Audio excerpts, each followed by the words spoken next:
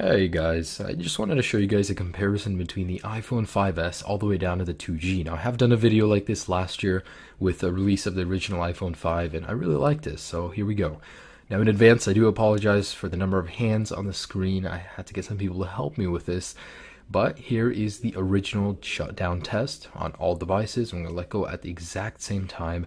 So there it goes. Surprisingly, the 3GS was first, followed by the 3G, then the 4, and then the 2G. There's something about iOS 6 and lower that actually makes the shutdown time a lot faster than iOS 7.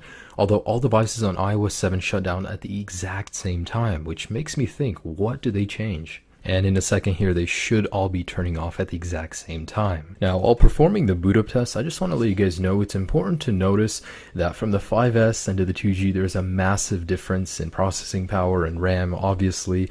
Also, the software is different, so that could majorly affect this. Now, I wasn't too surprised because the 5S, of course, came in first, followed by the 5 and 5C. What came next was actually pretty surprising. And just to let you guys know, all of these devices are freshly restored, non-jailbroken, completely stock.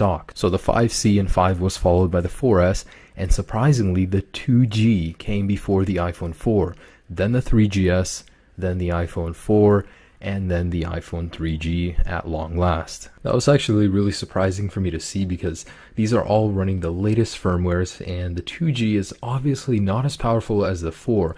It's just the booting sequence and the way it works probably was changed in iOS 7, so that could be at fault. Now for the last couple of tests, I'm going to load reddit.com and apple.com, and the 5S is almost instantaneous. Thanks to the extra processing power and the new Wi-Fi capabilities, it's an amazing web browsing device, and it goes downhill from there to the 5C and so on. Just to confirm, all applications have been closed in the multitasking bar where applicable, and we're just going to go ahead and load reddit.com. And here we go. So this is reddit.com, launched on all devices at the same time. The 5S is king in this test as well as all others. Then comes the 5, then the 5C, then the 4S, and then the 4, and so on. So what did I learn doing these tests?